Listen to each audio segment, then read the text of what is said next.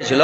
সেদিন আপনাকে বেসর ঘর যাওয়ার দিন আপনার স্ত্রীটাকে হাত ধরে টানতে টানতে চলে যেতে মানে ওই স্ত্রীর ঘরে বসে আছে, আপনি পরে জানো কাকে ঘরে ঢুকতে দেন, ও ঘরে বসে আছে, ঘরে যাওয়ার হাত ধরে টানতে লাগেন, পড়িয়া টানেন, জোর করে টানতে হবে, মানে আসতে লয়, ও যাতে ডরে যায়, হ্যাঁ কুণ্ঠে জানলাম মেরি ফেলবে, কানটা দিলে যায় না, কুণ্ঠু ডুবিয়া মেরে ফেলে না, চুবড়া মারবে না, পুঁতে দিবে, মানে যাতে ডরে যায়, ছাড়া না একদম জোরে হাঁটেন, আর কানটাতে লিয়ে যায় ওর মাথার কাপড় ফেলে দেন,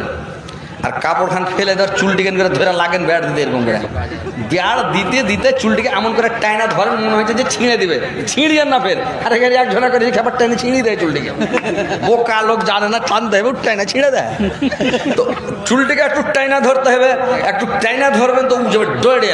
তখন একটা দোয়া পড়তে হবে, দোয়া পড়ে ফুং দিতে হবে, ফুং 3 বার ফুং দিয়ে দেন, তার চুলটিকে ছেড়ে দেন,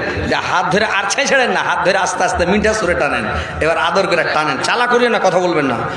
সুন্দর করে টাইনা ঘরে লিয়ে যায়, কপাট লাগিয়া বাতি জ্বালে দিয়ে এইবারে দেখেন এইবার গল্প করেন, যা করবেন মজা মাস্তি করেন, আনন্দ করেন, যা করবেন করেন, ওই যার ভিতরে ডর ঢুকে গেল